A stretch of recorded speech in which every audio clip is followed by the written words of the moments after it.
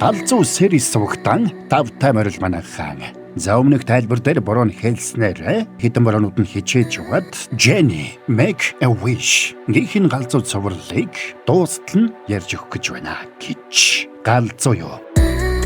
Тэгэхээр ойлгомжтой. Энэ галзуу сонирхолтой цувралыг чанар технологиор тэргүүлэгч 80 жилийн түүхт мах Impex хувьцаат компанитай хамтран хүргэж байна. За тэгээд та нар маань лайкаар бөмбөгдөд өгөхөө мэдээрэй. Ингээд энэ галзуу цувралаа хэдүүлээ дуусгацгаая.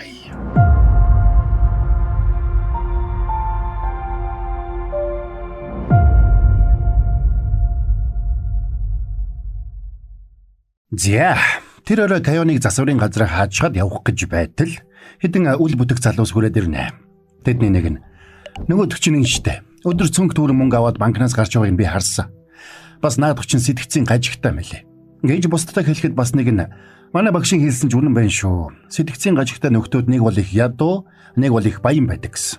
Гэж хэлснээр Кайон руу ойртож ирснийг гиндүүлээд зохиж унагдаг. Тэгээд тэрнийг босч ирэхэд нөгөөдүүл нь хутга гаргаад хүн шиг ярьж ухад байдлыг битил дордуулах гэдэг байгаарай. Зүгээр бөнгөө бидэнтэй хуваачч болдгүй юм уу? Гэж хэлнэ. Гэвч Кайон тэрнийг биш ард нь хин нэгнийг давж хараад байлаа. Тэдний гайхаад эргээд тартал Иблис киноны дүр шиг сүртэй нараггүй алхаад ирж байна. Тэгээд Иблис ууртайгаар хэлнэ. Би саядаг чамтай үлдээсэн байхад яагаад заавал би ирэх ёстой болд юм бэ? Тэр бицсахаар явсан. Гэхдээ сая эднэр намайг унтал цогчоод ахад чи над өгзгөөч ирээд хурдан ирээч. Ингэж Кайон хариуд нь ууртайгаар хашгирдаг. Кайоныг зохиж унгаасан гэдгийг мэдсэн Иблис дэлбэртлээ уралж, элсэн хуй болж хувираад тэднийг бүгдийг нь шууд утгаар нь там руу тонилгож орхино. Иблис тэднийг там руу түлхэж унгаад хойноос нь үсэртэл Кайон ч хойноос нь зүгдээд там дэрлээ. Ирсэн хойно Кайон асууна. Энэ юун газар вэ? Би дэлхийгээс хөөгдөд энд цөлөгдөж ирсэн. Энэ бол там. Чи хүмүүст бүхийхөөс татгалцсныхаа төлөө ийм газарт ирэхтэй тулсан гэж юу? Чи одоо ч хүний өмнө бүхийхгүй юу? Үгүй. Кайон жоохон тавгүйцч байна. Чи тэгвэл намайг эндээс буцаагаад дэлхий рүү аваач. Чи надад 1000 вон ч өгч байгаагүй. Оройн холооч тогтмол өгдөггүй байсан байхад боддож байж болноо. Тэгвэл би чамайг тэврээ. Энэ удаад биш шүү. Гэж Иблисийг хэлэхэд аргагүй болсон Кайон тэгвэл үндсэн аргалууга шилжихс гээд газраас томоогигчийн яс шүүрэн авдаг. Дөрсөлөгдөхөд тэд Кайоны мужааны газарт иржээ. Кайон өмсч байсан хүрмээ уутанд хийж нямбайлж хадгалаад энэ хувцсанд тамийн тоос атом молекул шингэсэн байгаа учраас нэг ширхэгч тоосыг нь алга болгож болохгүй гэж сайдад тушаалаа. Харин нөгөө талд Иблис тун сэтгэл хангалуун зогсож байна. Би ч Кайоны дайралтыг сайн тогтоосон байна шүү. Энэ удаад нэг ч цахиулсангүй гэж бахархангуй хэлж байна. Саидыг явуулсныхаа дараа Кайон дээд ангийнх нь хүүхдийн хүү баахан хүн дагуулж ажил дээр нь ирсэн гэдгийг хэлээд тэд ямар учиртай хүмүүс болохыг Иблисээс асуулаа. Иблис ч хэлнэ. Тэр бол чиний бодож байгаа хүн биш. Миний дүү Шадигийн хүү Халид. Шади хүүгийнхээ сүнсийг бидний өхөшгүй мөнх болгосон хүүгийн сүнстэй солисноор ийм байдал үүссэн байна. Би тэр Халидд сайхан ханддаг байснаа санаж байна. Гэтэл тэр муу золиг яаж надад ингэж хандаж чаддаг байна? Энэ үеэр Поппи туслахаа дагуулад ороод ирлээ. Бэрдгүй. Би аавыг олчлоо. Бас дүүг олчлоо. Намайг буцаагаад нохой болгоод өгөөч. Please. Тэгсэн тэр генет цусаар бөөлжиж эхэлдэг. Учир нь тэр хүнд өвчтөй нохой байж. Эзэн нь тэрнийг эмчлүүлэхээр мэс засалд оруулах мөнгө байхгүй гэж ууралдаг байсан тухай Поппиг дурсаж ярихад туслах нь та яагаад өөрийгөө нохойдоо зүрлээд байгаа юм бэ? Би амьдралдаа нохойноос дор хүмүүстэй зөндөө тарч байсан. Харин та бол хамаагүй сайн хүн шүү дээ. Гэж дууалдана. Энийг сонссон Поппи "Ким туслах. Чамд маш их баярлалаа. Чи миний бүх мөнгийг ав заяа. Надад мөнгө хэрэггүй. Харин бэрдгүй. Та хурдлаач дээ." Нэгтэн Иблис уурлаад хэлнэ. "Үгүй энэ чиний сүүлийн хүсэл юм уу? Чи хүн байгаа дээрээ тэр эзнээсээ яагаад чамайг төөрүүлсэнийг, яагаад чамайг олох гэж ирж хаагаагүйг асуухгүйсэн юм уу? Тэр бүхэн надад хамаагүй. Би дүүтэйг Поппигийн дүрээрээ сүүлчийн удаа баяртай гэж хэлмээр байна." За ингэ дарахгүй байдалд орсон Иблис тэрний хүслийг биелүүлсэнд Поппи нохой болж хувираад эзнээ хүлээдэг замын хажуу дээрээ дахиад очиж суудаг. Харин нөгөө талд цагдаа нар алга болсон шар үстэй бүсгүйг хайж камер шүүж байлаа. Энэ үеэр гудамжинд мань хоёр алхаж явна. Хэрвээ тэр хүү Халид юм бол чи яагаад сүнсийг нь сольсон тэр цаг үе рүү очиод юу болсныг харж чадахгүй байгаа юм бэ? Би оролдож үзсэн ч чадаагүй. Тэр цаг хугацааг надаас нуусан байна. Ингээд Иблис нэг чухал нуцаа хэлдэг.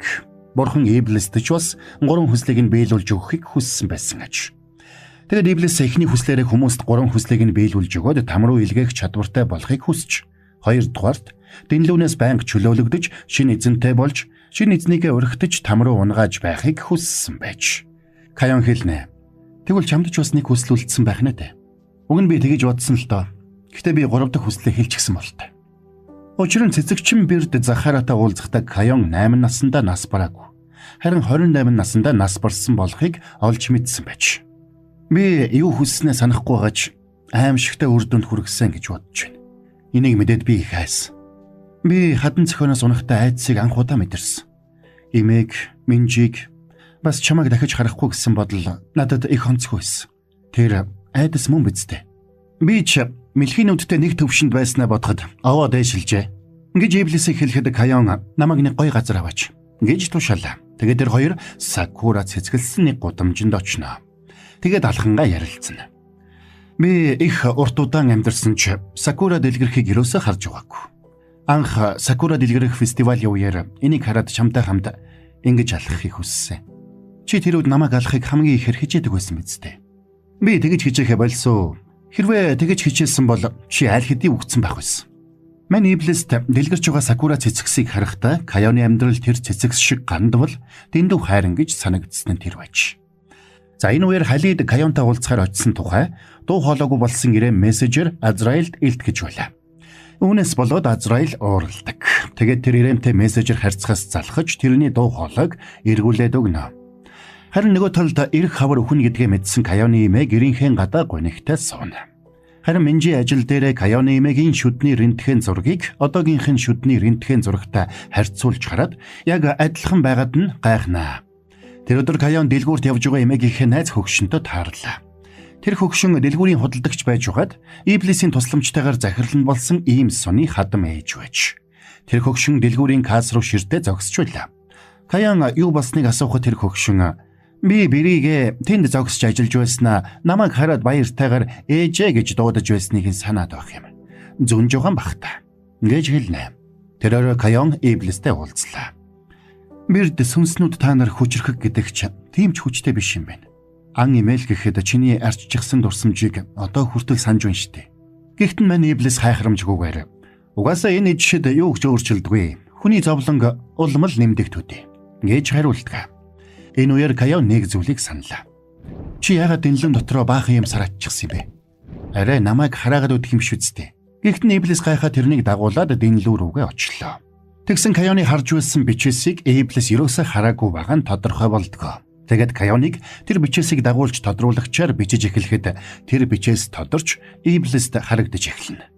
Тэгээд Кайон үүнийг уншаадах гэсэн Иблис би Бирд байсаар байтал. Чи надаас биш, одноос юм гуйгаад байх юм. Тэгсэн хэрэг намайг болохоор сайн үйлс хий гэд байх юм. Гэж уншлаа. Энэ мэд олон зүйлс тэнд бичээстэй байсан ч Иблис юу ч сандгүй. Тэгээд тэр хоёр Сайд, Ирэм, Азраил гурвыг дуудаад бид хоёр зарим нэг зүйлсийг санах хэрэгтэй байна. Хэн бидэнд тослох вэ? Гар өргөөрэй. Гэхдээ Сайд би лав юу ч санахгүй нөө гэсэн Азраилаас дуу хоолойгоо эргүүлж авсан Ирэм надад эзэн маань зөвшөөрөл өгөөгүй гэж хэлнэ. Харин Азраил надад туслах хүсэл алга гэж шулуухан хэллээ. Тэгэхээр Иблис Иремээс чиний эзэн ямар нэг зүйл надаас нууж байна уу гэж тулгаж асуухад Бирдэд үннээ хэлэх үүрэгтэй Ирэм аргагүй байдалд ороод төр хүлээгээрэй гэж хэлээд цаасны худаг аваад хилээ тас огтолчихно. Тэгэхээр Иблис за яах вэ? Чи бид хоёрыг өмнө нь хамт байхыг харж ирсэн үү? Хэрвээ тийм бол баруунуудаа анивч. Гэсэн Ирэм гараараа төр хүлээгээрэй гэж дахиад баруунуудаа ухаж орхилоо. Энийг харсан Сайд ойлж эзэн минь миний хайрыг битгий ингэж аваал доо гэж байна. Кайон тэгвэл би арай амархан зүйл асууя. Иблис Жиния хоёр үнсэлцэж байсан уу? Эсвэл тэр үед тэр хоёр амгүй байсан уу? Гэхдээ Азраил Ирэм эрүүл мэндийн шалтгаанаар хариулах боломжгүй байгаа учраас би хариулъя. Гэхдээ сандарсан Иблис урдуур нь орж хоёулаа хал зүцэх үү? Гэсэнд бандсан Азраил надад ажил гарчлаа. Гээд яваад өгсөнд Ирэм чараас нь нээсээд явчихнаа. Энэ үеэр ийм сантай сүүлийн хүслэг хэлэхээр Иблисийг дуудаж байгаа нь тодорхой болно. Тэгсэн тэрээр нөгөө шар үстэй охиныг алсан өдрөлөөгөө очоод тэрнийг өөр аргаар алахаар шийдсэн гэдгээ хэлдэг. Учир нь сантай тэр охиныг алаад үсийг нь хараар будсан байж. Хэрвээ тэр нь илрүүл 20 жилийн өмнөх алалга нь бас илэрнэ гэж бодсон сантай энэ удаад тэр охиныг алаад үсийг нь бодохгүй харин цахилгаан хөрөөгөөр мөчүүлж нуухаар шийдсэн гэдгээ Иблист хэлнэ. Тэр үйл явдал хэдэн сарын өмнө буюу 2024 оны 4 сарын 10-ны орой болсон байлаа. Иблисийн энэ үгийг сонссон Каян тэр охины амийг аврахаар шийдэж энэ хэргийн талаар бичсэн тэмдэглэл бүхий дэвтрээ Иблис төгөөд тэр үеийг надад аваач өг. Би мэдээж тэр охиныг аврахаар явна. Тэгэд сантай далуулаад өгөхүүл тэр л үз. Хэрвээ би өгөхээр болвол чи намайг алаарай гэж хэлдэг. Ингээд тэр өдөр болоход Иблис Каянд тэмдэглэлийн дэвтрийг нөгсөнд Каян эхэндээ гайхсан ч учрыг ойлгож бейсболын цэхүүрээ аваад гарахыг завдлаа. Иблис чи машинаар явуул хоцорно. Намайг тэвэр гэж хэлээ тэрнийг хэргийн газар таваачдаг. Энэ үеэр өнөөх Санта дээр нөгөө охин би гар утсаа мартчихъя гэсээр хурж ирлээ. Санта эхэндээ гайхсан ч охиныг алахаар шийдээд шууд үстэж аваад машиныхаа арыг мөргүүлсэнд дохионы шил нь хагардаг. Тэгээд алхаа гаргаад тэрэн лөө дайрсан ч амжиж ирсэн Каян тэрнийг бейсболын цахиураар цохиж унгалаа. Санта эхэндээ гайхсан ч дараа нь ууралж "Тэгвэл би чамайг ч бас ална." Гэхдээ Каян "Чи чадахгүй, харин надад их хөвгөлтэй байх болно" гэж хэлээ тэрнийг бейсболын цахиураар зогсоо зайгүй балбаж эхэлнэ. Тэгээд удалгүй цагдаа ирсэн Иблис тэнд гэрчи мэдүүлэг өгч болсон явдлыг цагдаа нарт нэг бүрчлэн ярьж өгөөд тэрний 20 жилийн өмнө хүн алсан хэргийн сэжүүрийг ч зааж өгдөг. Цагдаагийн газрын гадаа Каян "Чи ирээдүгөөс миний төлөө ингэж ирсэн гэхээр чи арайч намайг алчихаагүй. Бас хоёулаа гайгүй дотн болсон юм шиг байна" гэж хэлнэ. Энэ үеэр нөгөө охин ирээд амийг нь аварсанд чин сэтгэлээсээ талархсанд урд өмнө нь хүнээс талархлын үг сонсож байгаагүй Каянд энэ нь таатай санагдлаа. Тэгээд Иблисийг одоо цагтаа буцаж ирэхэд энийг нь мэдсэн Каян унтаж угаа дөрвөлзүүлнэ. Энийг нь мэдсэн Иблис тэрнийг босч ирэхэд үнсээд "Би чамд амлая. Би ой санамжаа заавал олж авна. Миний дэлгүүн дотор бичигдсэн үгс дотор Хабиби гэсэн үг хамгийн олон удаа бичигдсэн байсан. Тэр нь юу гэсэн үг? Миний хайр гэсэн үг" гэж мань хүн хэлээд дахиад үнснэ. Энэ үеэр ажлаасаа халагдсан Бөгён гэртээ яхаа мэдэхгүй уугаад сууж байлаа. Харин нөгөө талд ютубер залуу Бирдтэй уулзсан гэдгээ эхнэртэй хэлээд "Одоо хоёр боломж байгаа. Тэрийг яаж ашиглах вэ гэдгээ бодцгоё" гэж ятгахна. Эхнэр нь эхэндээ итгэхгүй байсан ч удалгүй итгэж тэр хоёр "Маш их хөрөнгө өвлж авах уу? Солонгосын хамгийн баян хүмүүс болох уу?" гэх мэтээр бодож эхэлдэг. Тэгэд эхнэр нь эдгэшгүй хор тавдартай болсон аавыгаа эмчлэх хүсэлтэй байгаагаа хэлсэнд нөхөр нь дургуутсаж тэр хоёр маргалдаад авна. Зарим нөгөө талд Халид урдын шигээ хевс нэхэх гэсэн ч чадахгүй бухимдаж байлаа. Учир нь хүн биштэй сүнсээ сольсноос хойш тэр хевс нэхэх чадвараа алдсан байж. Энэ үеэр Иблис гудамжинд Азраилтай уулзаж тэрнээс өөрийн ойлгосон бүхнээ лавлаж асууна. 1041 онд Каян охин өгөхөөс өмнө Иблис тэр хоёр хоёулаа шийдэглээ хүртэх хэрэгтэй гэж сүүлийн хүслээ хэлсэн шүү дээ. Тиймээс бурхан тэрний сүүлийн хүслийг биелүүлэхийн тулд үхлээс амьлуулсан байна. Тэгээд Иблис хэлнэ: "Би дахин амьлсан Каянтай уулзсан байна. Би тэрний төлөө бүтэн хотыг устгасан гэхээр би тэрэнд хайртай байсан гэсэн үг. Тийм болохоор би чамаас гуйж байна. Каянд амьд явах хэр хугацаа үлдсэн. Би бэлтгэлтэй баймаар байна. Чи жирээний хүний төлөө ийм байдалд орох гэж юу? Шадигаас сургамж аваагүй юм. Гүй, Шади тэрхүү хайртай учраас тэрний төлөө өөрийгөө зариулсан. Хайртай учраас зовлон нь ил үгүн байдаг юм. Чи мэдмээр байгаа бол миний нүдийг ухаад өөрөө хараарай. Бурхан яагаад чам шиг навшиг одоо хүртэл уучлаад байгаад байдгийг би ойлгохгүй юм" гэж хэлчихэд Азраил яваад өгнө. Тэгээд тэр Ирэм дээр ирлээ. Үхшгүй мөнххүү Шадигаар бүх дэлхийг дахин нэг удаа унтуулах болно. Тэр үед чи ганцаараа унтлахгүй үлдэхтэй энэ зүйлийг заавал хийн шүү гэж хэлээд нэг нууц тушаалыг өгдөг.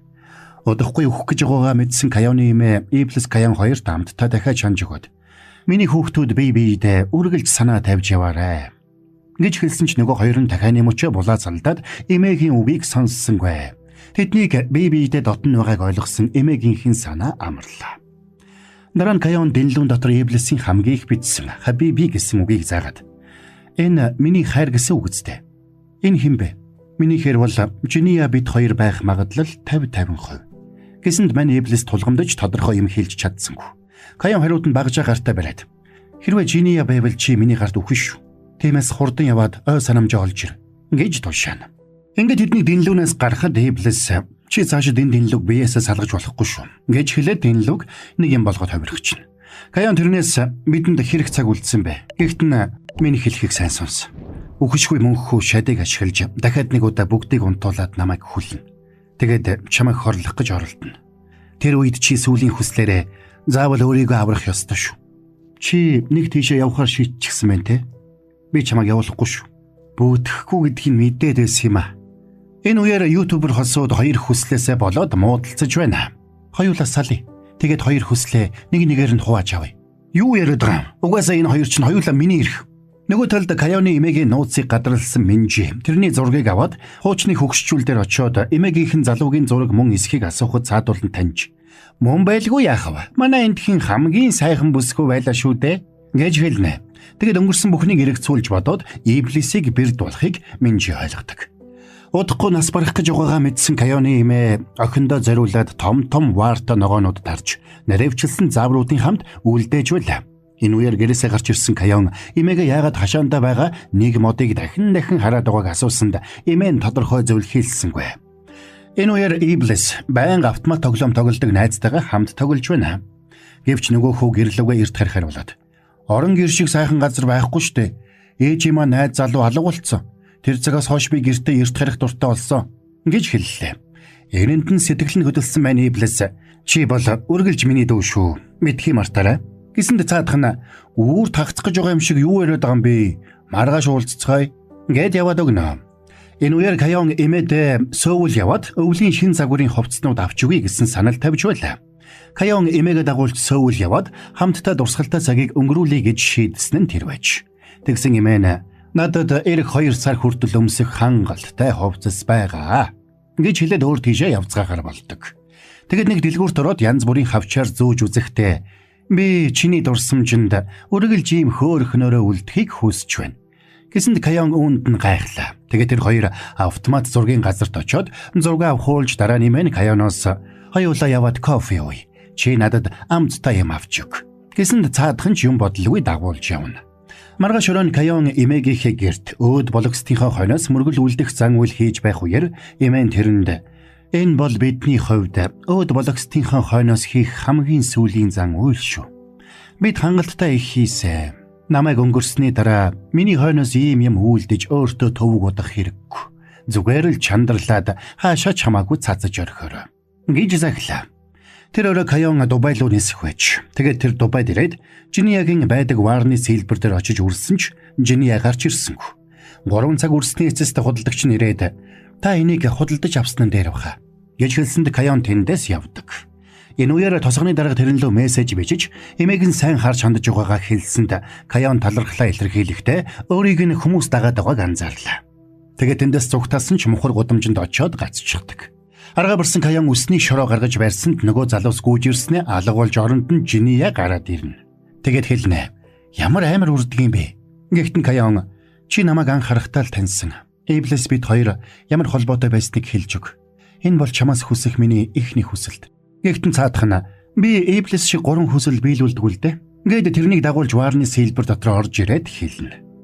Иблис бол бидний дунд хамгийн агуу дайчин байсан. Тэр 300 жилийн дайны үеэр биднийг манлайлж хамгийн агуу дайчин гэдгээ нотолсон. Эцэст нь бид бүгд хүмүүсийн өмнө өвдөг сөгдөхөд тэр ганцаараа эсэргүүцэж тамд хаягдсан. Ийм байтал нэг бүсгүйн төлөө бүтэн хотыг сүрүүлэхэд нь би үнэхээр цочирдсан. Тэр хотыг алтан бороогоор дарж орхисон. Иблисийн уур хилэн гэж тэр шүү дээ гэж хэлнэ. Ингээд Иблис өөрийнх нь төлөө бүтэн хотыг сүрүүлсэнийг миний хайр гэж өөрийнх нь тухай ярьсан болохыг Каяон ойлгож сэтгэл хангалуун тэндээс гарч явдаг. Энэ үеэр тосгоны захын нэг хүүхдийн паркт Ирэм Саид 2 болзож байна. Саидыг байдгаараа гоёд ирэхэд Ирэм үгийн зэрүүгүү. Чи бид хоёр эзэдтэй үйлчлэх ёстой. Тиймээс ямар нэг ноцтой зүйл болвол чи эзнийхээ хэлснийг л хийх ёстой шүү. Би ч бас тэгнэ гэж хатуу сануулдаг. Харин нөгөө талд YouTube-р нөхөртөө уурн хүрсэн эхнэр нь сувгаа устгаж байлаа. Тэгээд тэр нөхөртөө хэрвээ бэрдийн хүсэл чинийх юм бол энэ сувг харин анханасаа миний нэр дээр байсан. Тийм болохоор энэ минийх гэж хэлнэ. Тэгээд нөгөө бэрдээ яралтай гаргаад ир. Хэрвээ тийхгүй бол энэ сувг 14 хоногийн дараа бүр мөсөн устдаг шүү. Тэгэхэд энийг дахиад сэргэх боломжгүй болно гэж сурдуулдаг. Арга барсан нөхөр нь 2 дахь хүслээр эхнэрийнхээ бэрдийн талаарх бүх ой санамжийг мартуулахар болно. Тэр өдөр Каяоныг Дубайгаар алхаж явтал Иблис гарч ирээд чамд санаа зовсон чинь ашгүй гайгүй штт гэж хэлээ тэрвэрлээ. Каяон ч хариу тэрврээд намайг илүү чанга тэрвэр. Тэгвэл би ямар нэг зүйл санаж магадгүй. Гэвч энэ үеэр Каяон биш харин Иблис өөрөө өнгөрсөн үед очлоо. Тэр өдөр Иблисийг Каяон дээр очиход Каяон чи өнөөдөр их хачин хувцастай байна шүү. Бас үс чинь богинуулчих. Одоо хоёулаа явах уу гэж асууна. Гайхсан Эблис хоёулаа явна. Чи энд байхад хаашаа явна гэж. Ингэж хариу асуухад тэрний бие гэрэлтдэг. Гайхсан Эблис би шинэ эзэнтэй болчихсон юм уу? Гэхдээ Каян хурдаас нь чи өнөөдөр их сонирн байна шүү. Муталиб чиний эзэн штэ. Өнөөдөр тэр 3 хүслээ хийлнэ гэсэн шүү. Тэгээд түүнийг нь биелүүлж өгчхөд хоёулаа Гурья улс руу явна гэсэн мэт. Гэхдээ Муталиб миний шинэ эзэн гинэ гэж Эблисийг дуу алдахад Эблис буцаад орчин үедээ ирдэг. Тэгээд би чамтай хамт Гурья улс руу явж чадаагүй болтой. Тийм учраас л миний хэлд энд зоолттой үлдсэн юм шиг байна гэж Каянд хэлдэг. Тэрөөр Каян Эблистэй нэг газар сууж байхдаа чи яагаад алтаар уур хилэнгээ илэрхийлсэн? Алт уур хилэн хоёр ямар холбоотой байж болох вэ? Гэж асуухад мань Эблис тодорхой юм сандгүй. Ямар ч тач би чамайг 20 жилийн турш таньдаг байсан нь гарцаагүй байна. Бас тэр Муталиб гэдэг чинь харь хүн гэсэн үг штэ. Таньдаг хүн гинэ. Арай дотн харилцаатай байсан юм биш үү? Чи өөрөө Жиния та хоёр миний хайрт байсан байх магадлал 50-50% гэвчтэй. 50-50 биш юм байна лээ. Чи арай энэ үеэр гинэт зөвхөн тэдний дээр бороо орж эхэллээ. Жиния энийг хийж байгааг мэдсэн Каян уурлах гэснэ болоод бороо орж эхэлсэн юм чинь үнсэл цэцгээ. Ингээд тэрэн лөө дайрсан Эблис тэрнийг дагуулад нэг баян бүрдэд авчирлаа. Тэгэд тэр хоёр нэг зассан асарт ороход Каян нэг алчуур нөмөрч ирээд Эблисээс би тэр үеийн Каянтай адилхан байна уу? Шударгаар хэлээд. Би их хөөрхөн байна уу? Тэр хөөрхөн байна уу? За битгий хэл. Угаасаа би илүү хөөрхөн байгаа. Ингэж тулгаж хэлнэ. Тэгээд ширээн дээр тавьсан гомон гэдэнгээ асууна. Чи ганцаараа бүжгэлдэг байсан юм уу? Би хизээж бүжгэлж байгаагүй. Тэгэд ягаад хүй салхийг бүжгэлж байгаа Эблис гэдвэсэн. Хоёулаа тэр домог яриаг бодит болгоё. Ингээд Эблис Вайлс бүжгэлхийг зааж өгдөг. Тэгээд тэр хоёр оройжонгоо хамт бүжгэлцгэн. Энэ үеэр эмээгийн сэжгэлсэн эмээгийнхэн найз тэдний гэрт ороод тэрний шинэхэн хийсэн амтлагчуудыг идэж үзээд Каяны эмээ хийсэн болохыг нь шууд танилаа. Тэгээд залуу болсон Каяны эмээтэй таарад та нар миний найз Пангумыг яасан? Хаваа явсан гэж худлаа ярих хэрэггүй шүү. Та нар хаана хорж байна? Дагуулад аваач гэж хэлдэг. Тэгээд тэрнтэй ноцолдож байхдаа мөрөн дээр нь байдаг Мингийг нь таниад чи Пангум мөн байна гэж хашгираад тэндээс гарчгүй идэг. Эмээ сандарч хөгшний өмнө өвдөх сөгдсөн ч цаадхан тоолгүйгүй нэ. Тэдний энэ байдлыг ажиглаж байсан Халидын хүмүүс энэ талаар Халидэд хэлсэнд тэд Каян хоёр дахь хүслээ юунд зориулсан болохыг олж мэддэг. Тэгэд нэг залууд чухал ажил даалгана. Каян оройчин Эблистэй бүжгэлсний эцэст буудлын руугаа явхад Эблис ганцаараа үлдээд бүжгээд автана. Тэгсэн гинт тэрэнд тэнд болж байсан үйл явдал нүдэнд нь харагдаж эхэллээ. Анхандаа Эблис Каяныг амьд гэдгийг мэдээгүй байж.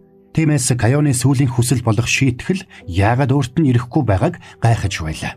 Тэгэд нэг өдөр хотоор сэлгүүцэж явахдаа Каянтай зурж өнгөрч.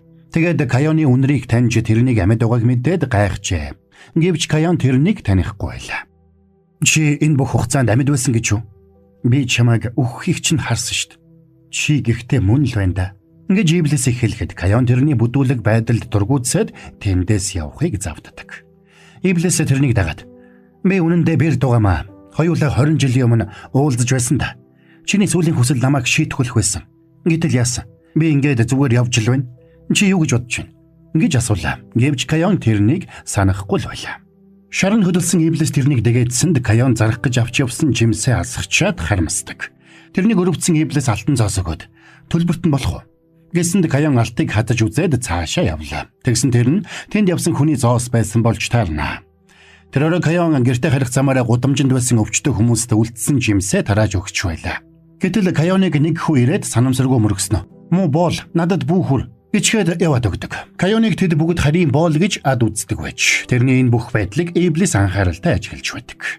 Маргааш нь Эблис Каянд үзэгдээд бүх хүслээ бусдын төлөө зориулж сүүлийн хүсэлдээ намайг шийтгэхийг хүссэн хүн ингэж амьдэрдэг гинэ. Чи амьд яваад байсан болохоор би шинэ эзэнтэй болохгүй байгаад байсан юм байна л да гэж хэрүүлэдэн. Гэвч Каян хүсэл хэлснээ санахгүй байлаа. Тэр өдөр Каян зах дээр тэмээ авахар очжээ. Учир нь тэр тэмээ аваад Гурья руу буцахаар төлөвлөж байж. Гэвч хэсэг худалдаач тэрнийг зодож дээрэмтлээ. Тэгээд толгойлогч нь алттай уутыг өвөртөө хийсэн даруйд Эблис тэрний цээжийг цөм цохиод алттай уутыг нь авдаг. Тэгэд Каянд өгөх гэсэн ч айсан Каян тэр мөнгийг авалгүй тэндээс зүгтаачихна. Тэр шөнө Эблис Каяны сэтгэлийг сэргээхийн тулд янз бүрээр үзсэн ч Каян өөрөөс нь болоод нэг хүн амиа алдсанд сэтгэлээр их унсан байлаа. Тэгэд яаж ч үзээд Каян тайвширдгүй. Би чамайг хүргээд өгөх үү? Чи замыг нь мэддэм үү? Мэдлгүй яах вэ? Би энэ хоёр улсын хоорондох замыг анх хааж үйсэн юм чи. Тэгвэл би дахиад тэмээ авах мөнгө цуглуулж эхлэе. Гэж Кайон баяртайгаар хариулна. Тэрний энэ байдал Эйблэст гүн сэтгэгдэл төрүүллээ. Тэгээд асууна. Чи ингэж амьдрдахдаа гутардгүй юм? Би сайн сандгүй ч үхээд сэгсэн гэдэг юм. Тэгэхдээ ийм саривтай болсон. Нэгэнд би үхээд сэгсэн нь зоригтой байж таарна. Тиймээс би амьдралдаа гутрахгүй байхаар шийдсэн. Гэж Кайоныг хэлэхэд хэлсэн үг нь Эйблэсийг гүн бодолд оруулдаг. Маргааш нь Кайон бие муутай Халид хүүдээр очлоо. Халид хүү хивснэхэж байна. Кайон тэрэнд ханиалганд сайн эмийн ургамал өгöd. Энийг буцалгаа дуувал бид ч сайн. Гэж хэлнэ. Энэ үеэр Эйблэс ирлээ. Хүмүүс хамгийн ойрын хүнээс л урвалтыг мэдэрдэг юм да. Чи чинь хагас хүн. Хагас сүнс юм шивдэ. Чи хүний биетэй болохоор сул дараа байх нь аргагүй. Гэхдээ Халид хүү Эйблэсийг таниад та чинь Эйблэс үсттэй. Та бирдүүдийн удирдагч юм чинь миний биеийг эдгэж өгч чадна үсттэй. Та намайг бүрэн сүнс болгоод өгөөч гэж гуйлаа. Тэгэд нэг хивс өгч энэ хивсийг нэгсэн утсаар сүнснүүдийг хүлж болдог юм. Би энийгээ танд өргөл болгож өгье. Гэхдээ Эйблэс хүсэлтээс нь татгалзаад Кайоныг дагуулад явдаг. Тэр орой Кайоныг нэг хувцас ойж байхад Эйблэс ирээд ярилцсан. Чи орой болгон нойроо хугацлаад нэг юм оёод байх юм. Юу оёод идэх юм? Хамбуг ойж байна. Гүүр рүү буцахдаа энийг өмснө. Энийг сонссон Эйблэс тэрнийг дагуулад дэнлүү рүүгээ орлоо. Дэнлүүн дотор ороод Кайоныг гайхаж бишрэхэд Эйблэс асууна. Чи өмнө нь ордонд орж үзээгүй л үсттэй. Би Гүүрьёгоос ирсэн. Ийм ордныг үүдэн дээрээс нь зөндөө харж байсан. Чи дотор нь орж үзэж байгаагүй юм байна штэ. Танай нутаг эндхийнхээс юугаараа ялгаатай? Манай нутаг дөрвөн сайхан уйлралтай. Зун нь эндхийнх шиг халуун. Намар болоход навчсан өнгө өөрчлөгдөж, өвөл болоход цагаан цас ордог. Тэгээд чавга цэцэглэх үед хавруулдаг. Харин дараа нь энтор цэцэглэнэ. Энтор цэцэглэх үнэхээр үцэглэнтэй. Гэхдээ энэ үг нь Эйблэст ягаад чим хүчтэй нөл боллоо. Тэгээд Эйблэс тэрнийг цүл даваачхад Кайон Гүүрьёчуд бид жижигхэн завинд хүслээ бичсэн загтал хийгээд гол дагуулж урсгадаг. Хэрвээ тэр зав далайд хүрвэл хүсэл нь биелнэ гэж итгэдэг. Гэж хэлдэг. Эйблэс тэнгэрт олон галт зав мэт зүйл бий болгож сарлуу нисгээд энийг чи зав гэж бод. Тэгээд хүслээд. Чи энэ завыг хаа хүрээсэ гэж бодож байна. Гэхдээ Кайон алс холын холд Гүүрьё улсад хүрээсэ гэж хүсэж байна. Гэж хэлнэ. Маргааш нь нэг хөгшин нас орж байхдаа өөрийнх нь сүнсийг авахар ирсэн далавчаад илгэсэн Азраилыг хардаг. Энэ үеэр Эйблэс тэрний далавчнаас нэг үд сугалж аваад зогтно. Тэгээд тэр өдрөө дэнлүүн дотроо олон зүйлсийг бичиж эхэлсэн нь тэр байж. Нэг өдөр Эйблэсийг Кайонтой Гүүрьё буцагтлаар ярилцаж байтал биеийн гэнэт гэрэлдэж эхэлсэн байна. Энэ нь тэр шинэ эзэнтэй болсны тэмдэг байлаа. Эйблэс гайхаад хэлнэ. Гэхдээ чи миний сүүлийн эзэн байхад тэгээд чиний сүүлийн хүсэл биелээгүй байхад би яагаад шинэ эзэнтэй болчдөг вүлээ? Тэгээд Эйблэсийг шинэ эзэн лүгээ очтол тэр нэг харийн худалдаачин байлаа. Тэр Эйблэст хоёулаа ингэж 20 жилийн дараа хуулзах шив. Гэхдээ мань хүн чамаас болоод би 20 жил харь хүний ёсоор зовлоо гэж хэлнэ. Тэгсэн тэр Кайоныг Эйблэстэй уулздаг шүн тэр жингийн цаваг ахалж явсан худалдаачин байж таарна. Тэгээд хамгийн ихний хүслээрээ энэ улсын хамгийн баян хүн болохыг хүсэж байгаагаа хэлсэнд Эйблэс хүслийг нь биелүүлж өглөө. Тэгээд тэр хотод сүр жавхлантайгаар орж ирээд Эйблэсийг дуудаад өнгөрсөн хугацаанд намайг дорд үзэж байсан бүх хүмүүсийг үхлийн муугаар үхүүл гэж тушаасан Эйблэс тэр хүслийг нь ч бас биелүүлж өгдөг. Тэгээд тэр өдөр хотод маш олон хүн амиа алдцгаалаа. Маргааш нь Кайоны гудамжинд жимсээ зарж байтал нөгөө худалдаачин ирлээ. Чи намайг таньж байна уу? Чи надад сайн ханддаг байсан болохоор юу хүсснийг ч нүгэй. Надад юу ч хэрэггүй. Би маргааш эндээс төрсөн нутаг Гүүрьё руугаа явна. Гэхдээ худалдаачин уурлаад чи муу боол. Би чамайг хээрийн чононд хайж өгч байснаа санаж байна. Гэтэл чи намайг дорд үзнэ гинэ гэж хятадаар хэлдэг. Тэр орой Кайон Эйблэстэй уулзаад ойсон дээлээ харууллаа. Тэгээд би өгөн дээлээ ойчихсан. Даанч чамайг үлдээгээд Гүүрьё руу явж чадахгүй. Би замаа мэдэхгүй. Харин чамд биелүүлэх ёстой хүсэл байгаа шүү дээ гэж хэлнэ. Тэгсэн яг энэ үеэр Эйблэсийн бие гэрэлтсэнд худалдаачин сүүлийн хүсэлтэд хэлэх гэж байгааг ойлгосон Эйблэс баярлдаг. Тэгээд энийг хэлтэл Кайонч баярлаад тэгвэл чи сүүлийн хүслийг нь биелүүлчих. Тэгээд хоёулаа шууд Гүүрьё руу хөдлөе гэж хэлдэг. Эйблэс тэндээс хөдлөхөөс өмнө юу ч болсон гэсэн миний нэрийг Эйблэс гэдэг юм шүү гэж хэлэхэд Кайон хашигноод явах юм уу? Гэхэд мань хүн тийм болгоё гэж хэлчихэд яваад өгдөг. Ингээд Эйблэс худалдаачин дээр очиход нөхөр хэлнэ. Би бүхнээс илүү баян хүчрэхэг болж бүх дайснуудаасаа өшөөгөө авсан ч зарим зүйлийг алтаарч үнэлэх боломжгүй болохыг ойлголоо. Тиймээс алтандаж бүх хийдгүй тэр нэг эмэгтэйг миний өмнө үрд захирагдаасаа гэж хүсэж байна. Би тэрнийг амьдралынхын туршид дэрэгдээ байлгахыг хүсэж байна. Энэ хүсэл нь Иблист таалагдаагүй боловч тэр хүсэлтийг нь биелүүлдэг. Тэгээд дэлхийн бүх алтандаж бүх хийдгүй зүрх сэтгэлтэй тэр гайхамшигтай эмэгтэйг би хармаар байх чинь. Ингээд эргээд хартал тэнд Горио явахдаа өмсгөр хийсэн хамбууга өмсцэн Кайон зогсож байх нь тэр. За сори манайхаа нэг түр пауз авчих. Яг үг гэхээр борон та нартай гялс хамтран ажиллаж байгаа чанар технологиор тэргүүлэгч 80 жилийн түүхт Махимпикс хувьцаат компани монголчуудад зориулсан нэг галзуу юмыг сонирдуулах.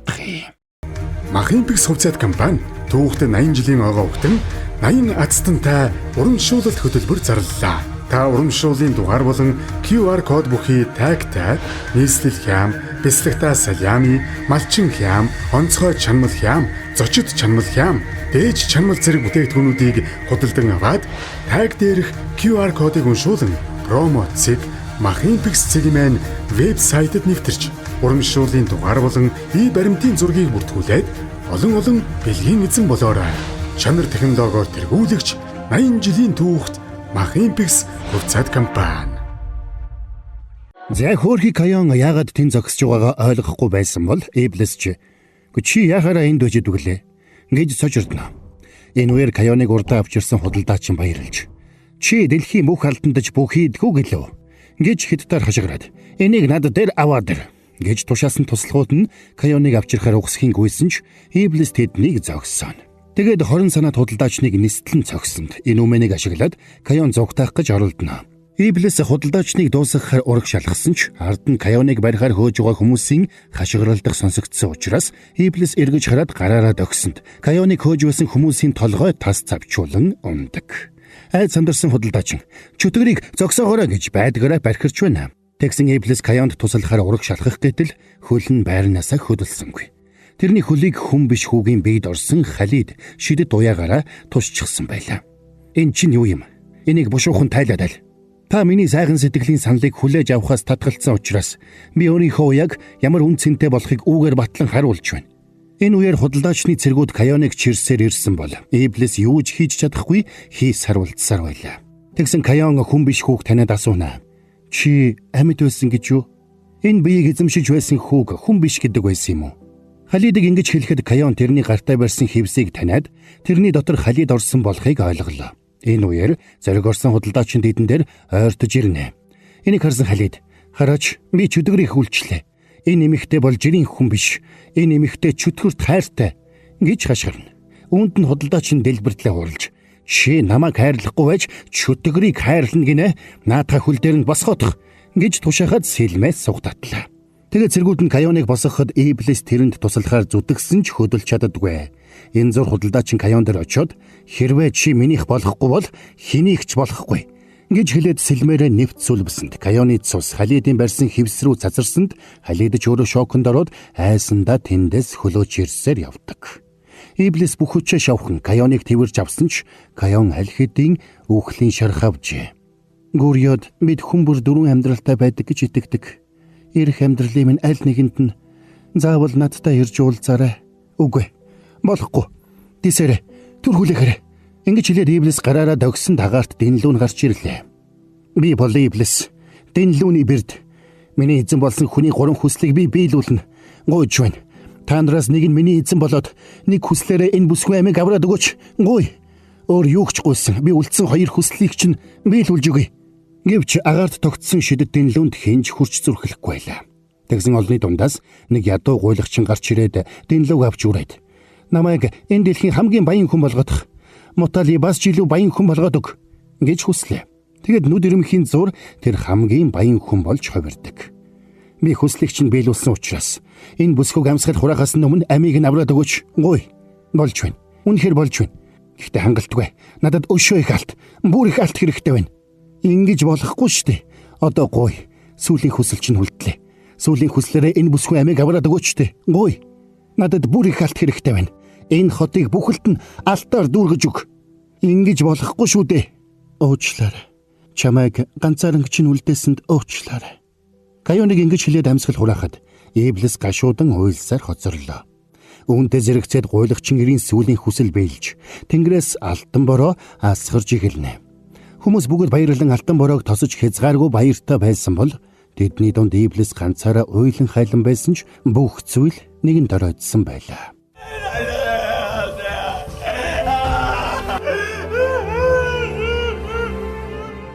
Иблис гинэ тухайн орж эргэн тойронд нугаа алтнаас өөрийн бодох сөхөөгүй үүмэлдэж байгаа хүмүүсийг хараад галдаа элдээ гаргаж ирээд хорон санаад худалдаачин руу очиж тэрний газар доороос ургаж гарч ирсэн хаттай нэвт зааж орхино. Тэгээд Иблис эргэж ирээд Каёны шарилыг тэврээд чангаар хашгирсанд Иблисийн нүднээс цусан нулимс урсаж тэр газарт аимшигтай хүчтэй хуй салхи босч тэнд байсан хүмүүсийг бүгдийг нь хийсгэсэнд тэр дунд үхшгүй мөнх болсон халидл ганцаараа инээд алдсаар хоцордог. Энэ бүх үйл явдлыг хүн биш хүүгийн сүнс Иблист харуулсан нь тэр байлаа. Би мөн хишанарсканд амдэр байсан бол ашгүй би яцад төгсөж пэксик фэн. Тэгээд би сүнс борчоод тэнүүчиржэд бэйгад экстра хорто дайрцэн.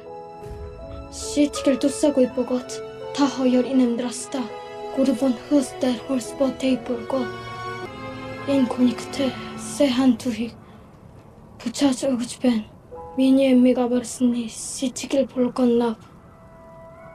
Усана тэтэрсэн мушкило шуфтвэр эчсэл юуч байсан хамгаалаарэ. Тэр охины 3 дахь хүсэл нь ингэж биелсэн байх нэ. Энэ миний шийтгэл байж.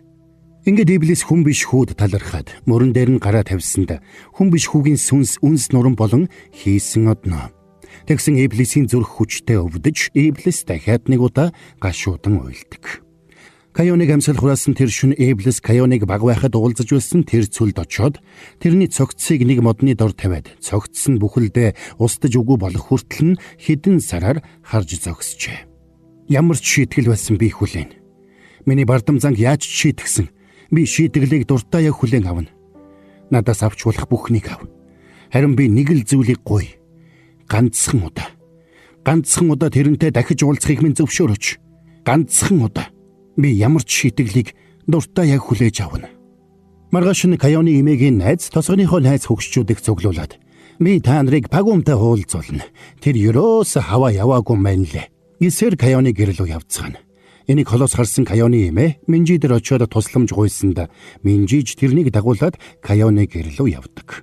Тэгээд Каёны гэрийн гадаа очиод "Пангума, гараад ир. Чамд нууж хаах зүйл байхгүй юм бол гараад ир" гэж хашгирсанд тэнд очисон байсан тосгоны дарга болон тэрний тусалгуудаж сандралдаж тэрнийг зогсоох гэж оролдож эхэлдэг. "Гэхдээ чи юугаар дахил өргөсөн болохоор тэгж залууждаг байна уу? Хэлээд аль. Би ч гэсэн залуу болмоор байна" гэж хашгирж эхлэхэд бүгд тэрнийг галзуурч байна гэж боддог. Өөрт нь хэн ч итгэхгүй байсан хөгшин "Би тэрнийг хаана байгааг мэдлээ. Тэр сонгон тарьдаг талбай дээр байгаагаас зайлахгүй" гэд ганцаараа тариалангийн талбаараа гүйсэнд бусд нь чараас нь гүйлдэнэ. Тэгсэн нэг хар машин хар ирчээрээ ирээд нөгөө хөгшнийг яах ихэн зургүй дайраад алчлаа. Тэгээд машин дотроос Халидын туслах залуу гарч ирээд цагдаа руу залгаад "Би хүн дайраад алчих шиг боллоо" гэж тоосон шинжгүй хэлнэ. Энэ үеэр Каён Иблисийг хүлээгээд байж ядаж байна. Тэгээд өөрийг нь баян бүрдэд үлдээгээд шүнжин алга болсон Иблисийг хараад Каён ихэндээ хууралсан ч тэрнийг уйлсан болохыг мэдээд тайвширлаа. Монгол хүүгийн сүнс надад дээр ирсэн. Тэр надад санамжийг минь эргүүлж өгсөн. "Чи надаас болж өгсөн байна лээ. Миний бардам зангас болсон байна лээ. Тэр одоо хамаагүй. Өнгөрсөн зүйл. Харин бид одоо энд байна. Яг одоо цагт. Өнгөрснийг бид яаж чадахгүй. Харин ирээдүгээ өөрчилж чадна." Ютубер залуугийн 2 дахь хүслээс болоод эхнэр нь Бердийн талаар бүхнийг мартжээ. Харамсалтай нь шинэ нууц үгэндээ Берд гэсэн үг оруулсан учраас тэр шинэ нууц үгээч бас санахгүй болсон байна. Тиймээс яаж ч оролдоод устсан хаягаа сэргээж чадахгүй толгоогоо гашлагна. Эхнэр нь хаягаа нэгтээ утасны дугаараа оруулаагүй учраас сэргээх ямар ч боломжгүй байлаа. Тэгэд энэс болоод эхнэр нь маш их шаналж байгааг харсан залуу өөрийнх нь 2 дахь хүслээс болоод ийм зүйл болсон гэдгийг ойлгоод эхнэрээ өрөвднө. Тэгээд "Харин аавыг чинь эрүүл болгож өгнө" гэж хэлээд босож явлаа. Дубаагаас ирсэн Каён Иблис 2 шууд Минжигийн ажил дээр ирээд Каёны эмээтэй уулзнаа. Тэгэд Каён бүгдийг нь дэнлүүн дотор оруулж эмээгээ Минжитэй хамт үлдээгээд "Байдал аюултай болсон учраас эндээс ерөөсөө гарч болохгүй ш" гэж хатуу сануулдаг. Саидыг тэдэнд зөөврийн хоол авчирхад Иблис чи эднийг амиар хамгаална шүү гэж хатуу тушаана. Энэ үеэр Поппи нохойн эзний гэр бүлд хачирхалтай яриа өрнөж байлаа. Поппигийн эзэн бяцхан хүү ээжтэй. Би Поппиг хаануугайг сайн мэднэ. Тэр сүүлд ирэхдээ миний чихэнд шивэнж хэлчихэд явсан гэж хэлэхэд аав нь гайхсандаа гацж орхино. Тэгсэн Поппигийн өмнө нь зогсдог байсан газарт тэрний жолгож байсан залуу зогсоод Элдвийг бодож байна. Поппигийн 3 хүсэл дууссан учраас тэр Бердний талаар бүх ой санамжаа алдсан байлаа. Тиймээс тэр ягаад гэнэ тийм баян болсноо ерөөсөө ойлгохгүй байна. Тэгээд тэр их мөнгөний талаар цагдаад мэдэгдэхүү хадгалах уу. Жинхэнэ эзнийг нь гарч иртэл нь хүлээх үү гэж бодож байтал хажууд нь нэг залбин нохой ирээд хууцж эхэллээ. Нохой тэрэнд нэг л дотн санагдсан учраас тэр нохойд Поппи гэдэг нэр өгөөд тэжээхээр авч явдаг. Нөгөө талд Халидын байшинд Халидын баруун гар Шадыг дуугаад дуулж бүх дэлхийг дахин нэг удаа унтуулахыг шахаж байна. Шадид тэдний үгэнд орохгүй гүрийж байсан учраас нөгөөдүүл нь зориуд нүдэн дээр нь өөрийнхөө залуусаас нэг нэгээр нь алж эхэлсэн ч Шади гүрийсээр байдаг.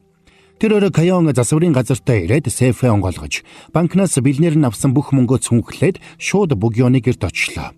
Тэгээд дээрэс нь бензин асгаж асаагуур бариад би чамд бүх мөнгөө өгье. Чи надад сүүлийн хүслээ зарчих. Хэрвээ зарахгүй гэвэл би энэ бүх мөнгийг нүдэн дээр чинь шатаалаа. Намайг энэ мөнгийг шатаж чадах хүн гэдгийг чи угаасаа мэдж байгаа. Чиний хэлсэн ямар ч хүслийг би 3 дахь хүслээрээ цуцлана. Тэгэж хүслээ өгүүлснээс надад энэ мөнгөөр зарсан чинь дээр. Би чамаас гуй. Бугиона. Мөнгийг сонго. Би чамд яаж итгэх юм? Бид биедээ итгэхэд байх шаардлагагүй. Тодорхой дүрэн байгтал болчихно.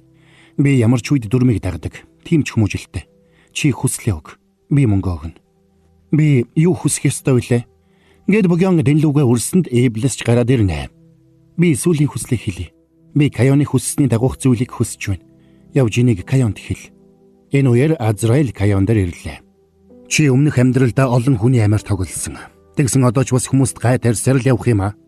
Чи 8 настай хүүхдийг айлгаж сүрдүүлээд сүүлийн хүслээр нь дамжуулж Иблисийг хориулсан биз дээ. Одоо ч адилхан зүйл хийсээр явна. Зайлж үз. Харамсалтай байна. Чи юу ч хийсэн би Иблисийн толгойг авна. Бурхан одоо хүртэл тэрнийг амьд байлгасаар байгаа нь.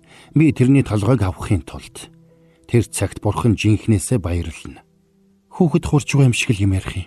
Гарч хилээд байхад ноён сахиусан тэнгэргүй. Энийг чинь энгийнээр атаархал гэдгийг. Дутуугийн комплекс. Тэгээд чи тэрний толгойг авч чадахгүй. Яагаад гэвэл би сүүлийн хүслээрээ маш хуваа хичээсэн зүйл хүснэ. Тэр орой Иблис Каёны гэрт ирээд Каёны өөртөө хийж авсан хүмүүсийн сэтгэл хөдлөлийн талаарх танилцуулгуудыг үзнэ. Каён хүний сэтгэл хөдлөлийг мэдэрдэггүй учраас тэдний нүүрний хувирлаар ямар сэтгэл хөдлөлтөй байгааг нь таних чадварт багаасаа сурсан байж. Энэ үеэр Каён ирээд Бугион үнэхээр хүсснээр нь хүслээ зарсан эсхийг асуухад Иблис тийм ээ гэж хариулаад зөрүүлээд нөгөө ютубер залууч сайн зүйл хүссэн болохыг Каёнд хэлдэг. Хайра сэрэ чи яаж мэдсэн? Надад хэлээд юу вэ? Юу яриад наа? Гү яагаад ойлоод байгаа? Чи манай аавыг эдгэнэ гэж хэлээд явсан биз дээ. Тэгсэн чинь аавын хорт хавдар орморгүй эдгэрчиж. Яасан гэдгийг хэн ч мэдэхгүй. Эмчнэр гайхамшиг гисэн. Нэрээ юу? Ямар гоё юм бэ? Би гэхдээ нэрээ тэгж хэлсэн билүү? Баярлалаа. Чиний тэрэл үг аавыг эдгэжлээ шүү дээ. Яг л шидтэй юм шиг. Тэгсэн эхнэрийнх нь утас дугарч аав нь залгаад YouTube сувгаа сэргээх код нь аавынх нь утсанд ирээд байсныг хэлэхэд тэр хоёр устгахчсан сувгаа сэргээх боломжтой болж баяр хөөр болцгооно. Үүнийг Каёнд хэлсэн Иблис би Бугионы хүслүүдийг хагасан сайн хагасан муу гэж тооцлоо. Ингээд бид хоёрын бооцоо 2.5-2.5-аар тэнцлээ гэж би бодож байна. Тэгэхээр чиний амнаас одоо аюулгүй. Харин одоо миний амийг аврах цаг боллоо. Эзэнтэй минь. Гэж хэлээд Иблисийг явах гэтэл Каён араас нь бариад. Одоо юу? Цаг нь болчихсон юм уу? Тийм ээ. Гэхдээ санаа зовлтгүй. Би амьдралдаа чамаас өөр хэнд ч ялагдаж байгаагүй юм. Гэхдээ Каён тэрнийг тэрвэрч авсанд тэр хоёр тэрвэрлдэнэ. Хэдийгээр гаднаа юу ч болоогүй юм шиг царайлж байсан ч тэр хоёр цаашид дахиад уулзахгүй байх магадлал өндөр гэдгийг Иблис мэдчихсэн учраас өөрийн эрэхгүй ойлж байлаа. Энэ үеэр Азраил Ирэм хоёр Иблис Каён хоёрын аль нэг нь амьдарч нөгөө нь үхэх ёстой. Гэтэл тэр хоёр хоёулаа амьд гарахаар тэмцэж байна.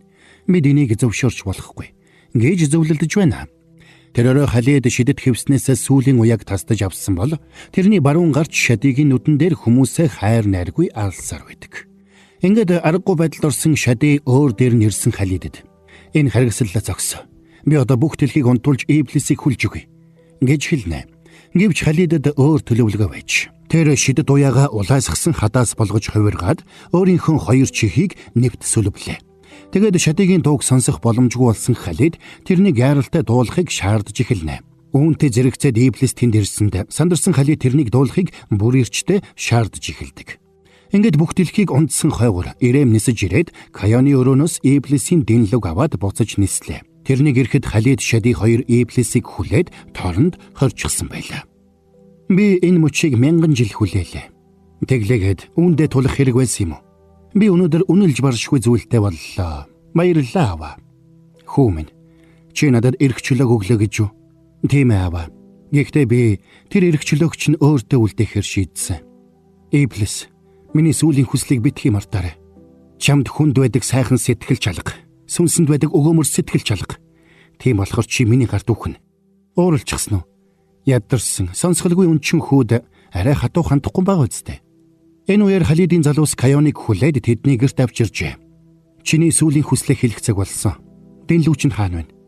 Бидэнтэй хамтрахаас татгалзуул эмээ чинь, найз чинь гэд хайртай хүмүүс чинь үхэн. Чи сүүлийн хүслээрээ дэнлүүг эзэмших эрхээ надад шилжүүлэх ёстой. Намайг мохордолд оруулж байгаа юм биз дээ? За яах вэ? Тэгвэл би хэлье. Юу хүсснээ хийгээд чөтгөр шулам руугаа тонилж үз. Юу гинэ? Дэнлүү хаана байна? Юу вэ? Тэр хаашаа олголч юу? Тэр галзуу навш сүүлийн хүслээ ийм юмд үрчиж байгаа юм уу? Тэрнийг хурдан барьж ир. Гэвч энэ нь Каяны сүүлийн хүсэл биш, харин Бугионы сүүлийн хүсэл байж. Каян тэрнээс сүүлийн хүслийг нь худалдаж авахдаа Бугионоор Каяныг юу хүснээ хийгээд чөтгөр шулам руугаа тонилж үз гэж хэлэхээр тэрнийг шууд Иблисийн дэргэд аваач гэсэн хүсэл хилүүлсэн байж. Тиймээс Каян шууд л торон дотор байсан Иблисийн дэргэд иржээ. Тэгээд тэр Иблисийг чөлөөлөөд энэ бол миний төлөвлөгөө. Одоо яах вэ? Гэсэн Иблис харин одоо эндээс миний төлөвлөгөө эхэлнэ гэж хэлнэ.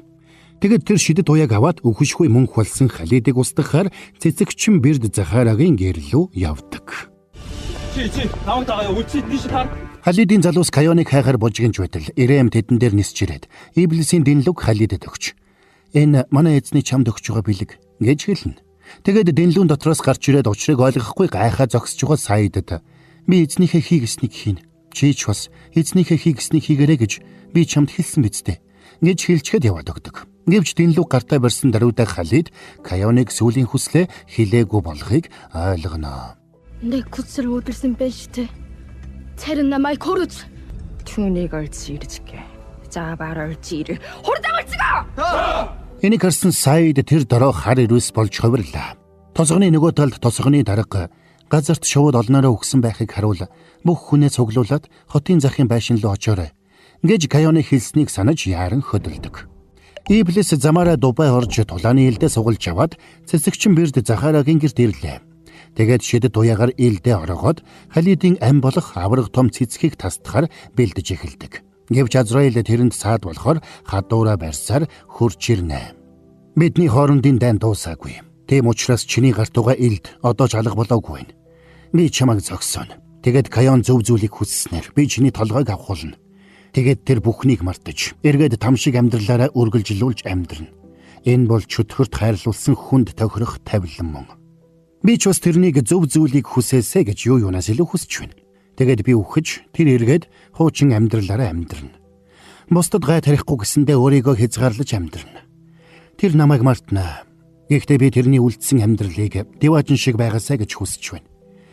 Хэдийгээр тэр бусдын адил зүйлийг мэдэрч чадахгүй ч үргэлжлүүлээд зөв хүний ёсоор амьдрна. Яг л бурхны хүссэн шиг бусдаар хайрлуулж амьдрах болно. Үүний тулд л бид эргэж уулзсан. Энэ дан дуусах нь Каяны жаргалын эхлэл байх болно. Тэр цагт чи ч бас тэрний өмнө өвдөг сөгдөнө. За ингээд Иблис Азраил хоёр агаар төхөөрч тулалдаж эхэлдэг.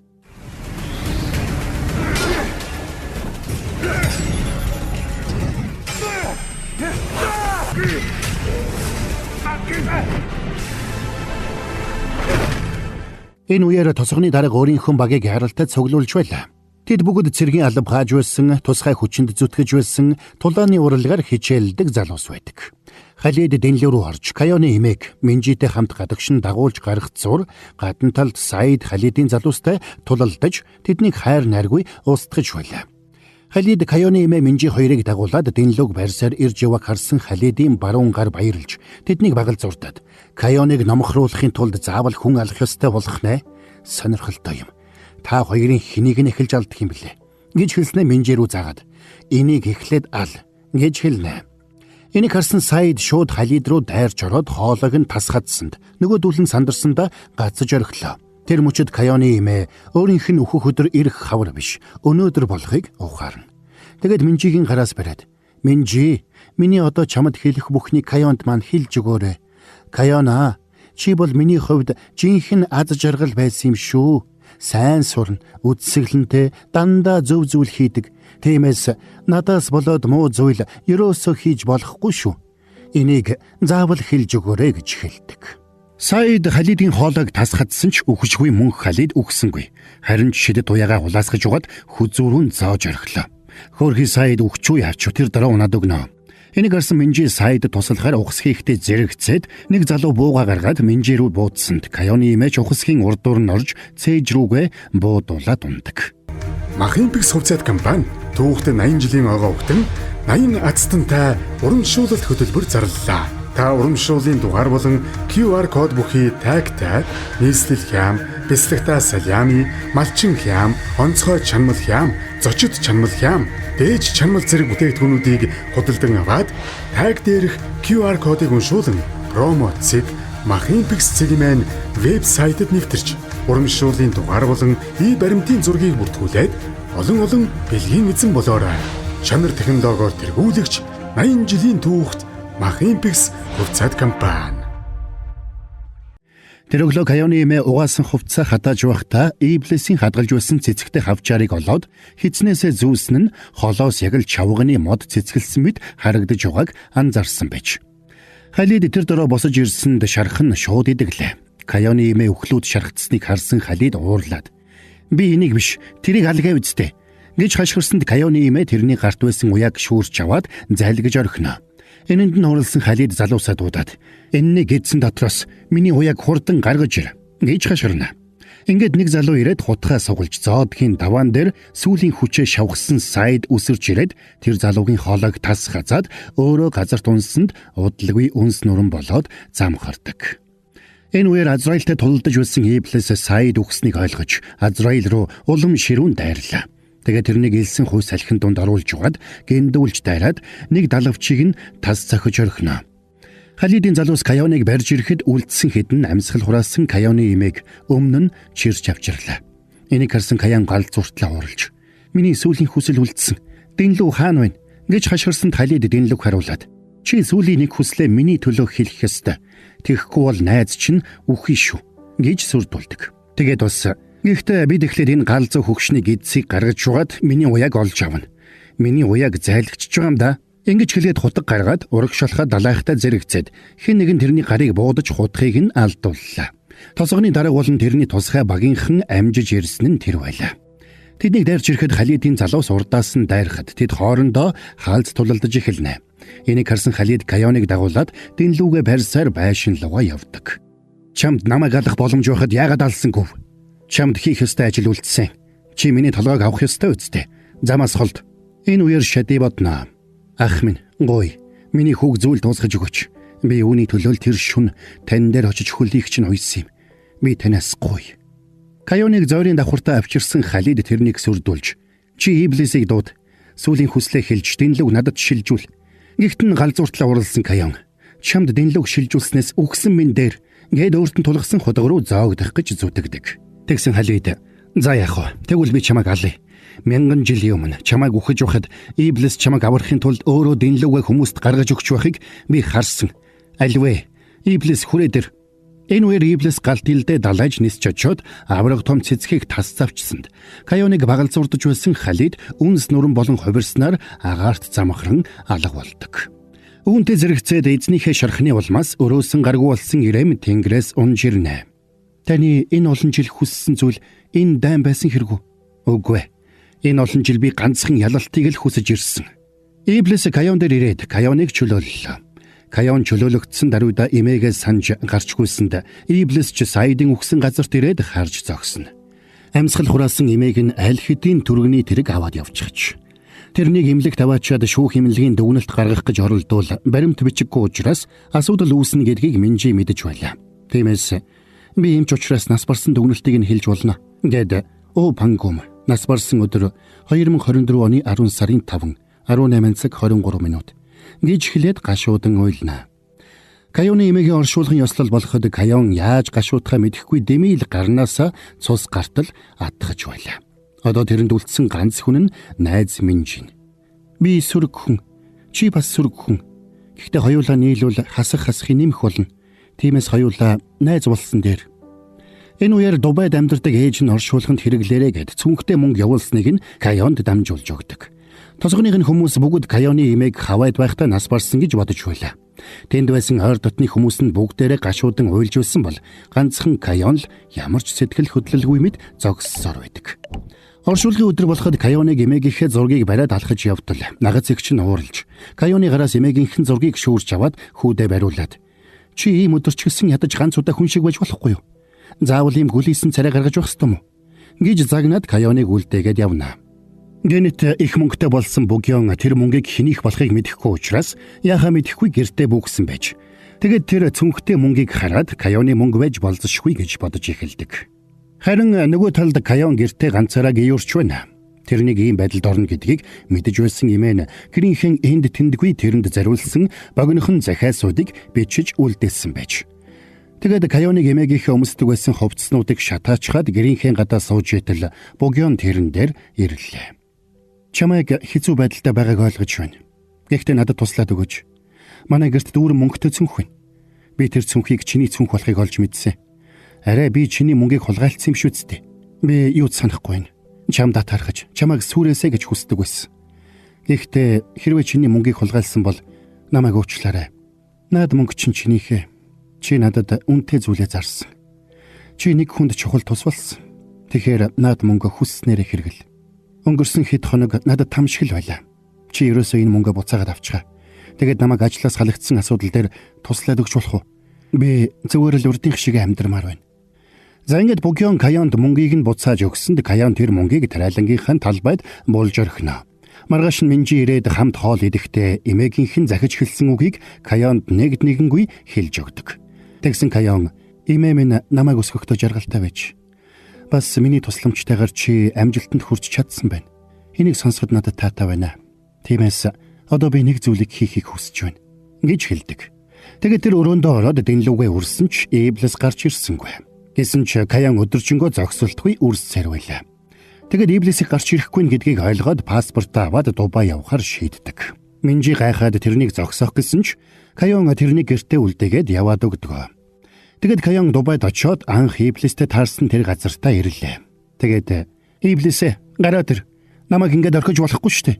Гэж хашгирсан ч Эблэс бас л гарч ирсэнгүй. Кайон шүнжин явсан ч Эблэс гарч ирсэнгүй. Ингээд маргааш өрөөнд болоход Кайон бүх хүчээ шавхаад Эблэсээ гэж хашгирахад гинэд хуй салхи эргэлцсээр мань нөхөр урд нь гараад ирнэ. Яасыг удаад юм бэ? Чи яагаад гарч ирэхгүй байгаа? Намайг дуутахад гарч ирэх ёстой үстэй. Надад сүүлийн хүсэл минь үлдсэн. Би мэдхий. Би маш хуваа хичээсэн зүйл хүснэ. Зөвхөн өөртөө зориулж. Кайон, гой. Би чулуу шиг намайг эрдэнэс мэт хайрлж өсгсөн эмээгийнхээ зовлон мэдэрч үзмээр байна. Хөршүүд маань намайг өсгөхийн төлөө ямар их айдсыг мэдэрч байсныг би мэдэрч үзмээр байна. Би Минжигийн хоёргүй сэтгэлийн нөхөрлөлийг мэдэрч үзмээр байна. Би чиний дэнлүүгээрээ дүүрэн битсэн байсан тэр бүх үгсийн утгыг зүрхнийхээ угаас мэдэрч үзмээр байна. Надад жирийн хүн шиг мэдрэмжийг өг. Ганцхан өдрийн турш би жирийн хүмүүс шиг бүхнийг мэдэрмээр байна. Тэгээд тэр өдөр дуусахад би буцаад сөрөг нэгэн болж хувирна. Тэгээд чи намайг алж болно. Энэ бол миний сүүлчийн хүсэл. Чамайг алж чадна гэж чи үнэхээр бодлоо гэж юу? Чи миний гарт өгөхийг хүссэн байх нэ. Тийм ээ. Тэгэж ойлгож болно. Би их хуваа хичээсэн хүн. Тэгээд чи өшөөгөө авч эрх чөлөөгөө ол. Чи эцсээ хүртэл бусдын төлөө хүссээр дуусч байна. Сүүлийн хүсэл чинь миний эрх чөлөөний төлөө байлаа. Би одоо л ойлгож байна. Бурхны зөв байж. Бурхны бүтээл болох хүний цэвэр ариун мөн чанарыг би одоо л харж байна. Би цаашид чиний хой санамжид байхгүй болно. Чи бол миний хайр. Миний хүндлэлийг хүлээсэн цорын ганц хүн. Миний эзэн хагцъя да. Ингээд Иблис Каёны хүслийг биелүүлээд алгуулсанд Каён гинэд өнгөрсөн бүх хугацаанд болж өнгөрсөн бүхнийг дурсан санаж эхэлдэг. Тосгоны хөршүүд, дотны найз Минжи хайртай эмээн бодогдсонд Каён анх удаага чин сэтгэлээсээ халуун хайр болон уй гашууг мэдэрч эмээгээ дуудан уйлж эхэллээ. Эмээ тэрнийг өсгөхийн тулд ямар их төвчээр ухаан хайрыг зориулсан болохыг ойлгосон Каён зогсоо зайгүй уйлсаар байлаа. Каёны сүүлийн хүслийг биелүүлсэн Иблис Азраилийн өмнө очно. Нэг далавчин дутуу ургасан Азраил Иблисийг хараад гайхдаг. Тэгээд Каён амин хуваа хичээсэн хүсэл хэлээд чи тэрнийг алах ёстой байсан биз дээ. Чи яагаад энд явж байдаг вүлээ? Каёны өөхөх хугацаа маргааш хിവэр байгаа шүү дээ. Ингэж хэлнэ. Энийг сонссон Иблис сандарч буцаад иргсэн ч тэр алхаж чадлагүй сөхөрж унлаа. Учир нь Иблис бурханд би хүний өмнө өвдөг сөгдсөн тэр өдөр Азраил миний толгойг авч болно гэж амласан байж. Тиймээс Иблис Каёны хүслийг биелүүлэхээс өмнө тэрний өмнө өвдөг сөгдсөн байжээ. Тэгвэл Каён үхэлгүй амьд үлдэж өөрөө үхнэ гэж Иблис тооцсон байлаа. Гэвч харамсалтай нь Каёны үхэх хугацаа ерөөсөө өөрчлөгдөөгүй байлаа. Би бурхнаас ганцхан өршөөлөхгүй. Каён ямар ч буруу зүйл хийгээгүй шүү дээ. Энийг бурханд уламжилж өгөөч. Гой ах минь. Би 1000 жил хүлээсэн цаазын ялаа гүйцэлдүүлэх гэж байна. Ингэж хэлээд Азраил хадуураа далайж Иблисийн толгойг тас цавчиж унагадаг. Орой болсон ч Каён уйлсаар байна. Энэ үеэр Ирэм Каён дээр ирээд би одоо цагаан утаа болон замхрах болно. Үүнээс уртад чиний мартсан хамгийн үнэтэй зүйлийг чамд эргүүлж өгье. Гэж хэлээд гартаа барьсан элсэн цагийг хаглаад дотор нь байсан элсийг Каён руу үлээсэнд Каён Иблистэй холбоотой бүх дурсамжаа эргэж сандаг. Би юу ч болсон хизээч мартахгүй. Миний хайр. Ингээд Иблисийг эргэж сансан Каён Иблис өөрт нь ямар их хайртай байсныг ухаарч бас өөрөөс нь болоод үхэх сонголтыг хийсэн болохыг нь ойлгоод дахин гашуудан уйлж эхэлдэг. Каён Иблисийг эргчлөөтэй болно гэж найдсан ч санснаар нь болоогүй. Харин ч Иблис үхсэн болохыг тэр ойлгож гашуудан уйлсаар шөнийг өнгөрөөнө. Маргааш нь болоход Каён захын үл харагдах элсэн зөлөөр алхсаар эцэст нь ядарч туйлдаад уннаа. Каёны гэртүүлсэн Минжигийн утсанд Дубай дахь Солонгосын консулын газраас дуудлага ирж Каёныг нас барсан болохыг мэдэгдэхэд Минжи маш хүнд цохилтод ордог. Каёны үхэл зөвхөн Минжид төдийгүй. Тосгоны бүх хүмүүст хүнд цохилт болдгоо. Минжи найзынхаа шарилыг авчрахаар Дубайд очиход консулын газраас тэрэнд Каёны эд зүйлсийг хүлээлгэж өглөө. 2024 оны 10 сарын 31-ний пүрэв гарагт Каёны оршуулга болж Каёны шарилыг чандралах ёслолд тосгоныхон бүгд оролцож бүгдээрээ гашуудлаа илэрхийлцгээв. Би бол унтаршгүй галаас үүссэн бэрд. Бид сахиусан тэнгэрүүд бүтээгдсэний маргааш буюу 4 дахь өдөр бүтээгдсэн. Тэр өдөр тосхон бүхэлдээ ийлхүүл байлаа. Иблисийн тоглодог байсан автомат тоглоомын газар, Каёны ажилуулдаг байсан засварын газар, Иблисийн ажил олж хийдэг байсан ажил зуучлалын төвгээд бүгд ажиллахгүй байгааг харуулснаар кино маань Конец фильма. Гэхдээ чинь Конец фильма биш вэ? Минжи Каёны чандрыг тавьсан хананд очиод эмгэнлээ илэрхийлэхдээ Каёны чандрыг хийсэн савыг аяархан иллээ. Тэгсэн гинт тэрний эргэн тойронд шороо босч салхилснаа. Ард нь гэрэл гараад бэр дуулсан Каён гараад ирдэг. Надад хүслээ хэл эзэнтэй минь. Каён Иблисийн 1000 жил хайрлсан хайрын улмаас Каён өхөшгүй мөнх бэр дуулсан нь тэр байж. Харин Иблис өөрөө өөрт хоригджээ. Би хүслээ одоо хэлж болно үсттэй. Болно. Үхэгсдийг амьлуулахгүй, ирээдүг рүү явуулахгүй, бусад бүх хүслийг чинь биелүүлнэ. Миний эхний хүсэл 5 гариг бүр надтай өдрийн хол идэжээ. Хүсэлтэй нь биелэгдлээ. Миний 2 дахь хүсэл энэ тосгоны боломжгүй айлын хүүхдүүдээс манай шүдний эмнэлэг рүү ирүүлж өгөөч. Үнтэйгээ дээж аван шүдийг нэмжлүүлдэг юм аа. Харин миний сүүлийн хүсэл бол төрүүлээч вэ. Бүх хүслээ нэг дор хэлэх хэрэггүй. За, би тэгвэл хадгалж бай. Эхний 2 хүслээ авъя. За ингээд Минжигийн хүсэл биелж, Иблистэй хамт автомат тоглоом тоглодог байсан хүү Минжигийн ажил дээр ирсэнд Минжич баяртайгаар өгтөж авлаа. Ирэх жилийн хавар болж тосгоны уламжлалт фестивалийн өдөр болоход тосгоныхан бүгдээрээ хэвийн амьдралдаа орцгоосон харагдана. Каён ч хуучин засварын газар ажиллаулж байлаа. Гэхдээ тосгоныхонд тэр өөр царайгаар харагддаг болсон учраас хинч тэрнийг танихгүй.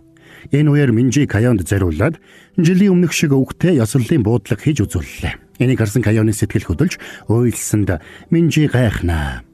Би чамайг өгчүүл юу хийх вэ гэж их боддог байсан ч чамайг ойлвол юу хийх вэ гэдгээ ерөөсө бодож байгаагүй юм байна лээ. Тэгээд би хэдэн өдөр бодлоо. Тэгээд сүнсч вэ, бэрдэж вэ хамаагүй. Чамайг одоо байгаа амьдралдаа аз жаргалтай байгаасай гэж хүсэж байна. Ойлгохгүй, өгөхгүй. Хамгийн их сандах тэр хүнтэйгээ уулзаад л энэ миний сүүлийн хүсэл. Мэдхий, тэгвэл чи намайг мартчих штэ. Миний би гэрэлтэхгүй байна. Тэгэхээр энэ хүсэл нь биелээгүй гэсэн үг. За тийм байлгүй дээ. Би эргэж ирнэ. Баяртай Каян. Уучлаарай. Жил тойрч өвөл болж дараа жилийн хавар болж Каян эмээгийнхээ гэрийн гадаас сууж байгаа харагдана. Тэгээд тэрнийг босч явхад араас нь салхи хүлээж нэг цэцгийн дэлбэ мөрөн дээр нь ирж наалдлаа. Каян эмээгийнхэн сүнс өөр дээр нь ирснийг мэдэрч эмээ дараагийн хавар дахиад ирээрэй. Жил бүрийн хавар заавал ирж байгаарай гэж хэлнэ.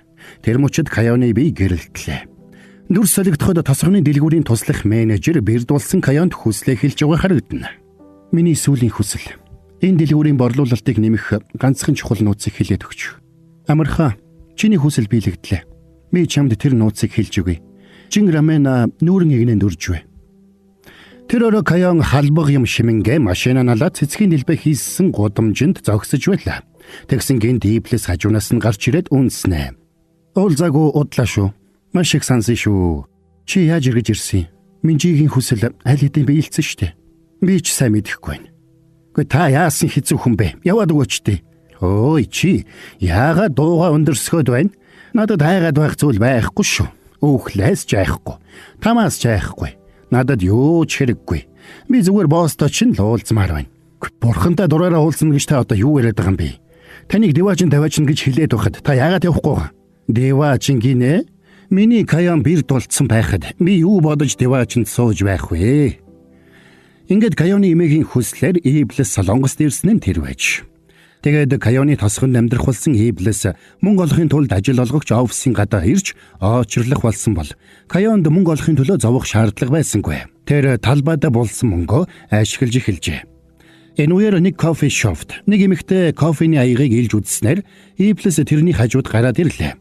Тэгээд өөрийгөө бирд гэж хэлсэн ч цаатах нэтгсэнгүй. Иблис ч тэрэнд юу хүсч болохгүйг тайлбарлаж өгнө. Тэгээд хэрвээ танд боломж байвал надад нэг аяг кофе аваад өгч болох уу гэж асуулаа. Энийг сонсон нөгөө эмэгтэй дургуутсаж зөрүүлээд Иблист сүлжээний бизнесээр зардаг халдаг матрасаа зарах гэж ятгаж эхэлдэг. Тэгээд 10 хүнд зарж чадвал нэгийг үнэгүй ав. Гэсэн Иблис 10 таньдаг хүнээ тоолж үзсэн ч ягаад ч 10 хүрдэггүй. Иблисийг мөнгөгүй болохыг нь ойлгосон нөгөө эмэгтэйч тэрнийг орхиод тэндээс бушуухан зовгтаад явчихна. Маргааш Иблис өөрийнхөө үсийг тайрч угаад үсээрээ Саидыг бүтээсэнд Саид Иблис Каян хоёртоо дахиад уулзсандаа баярлнаа.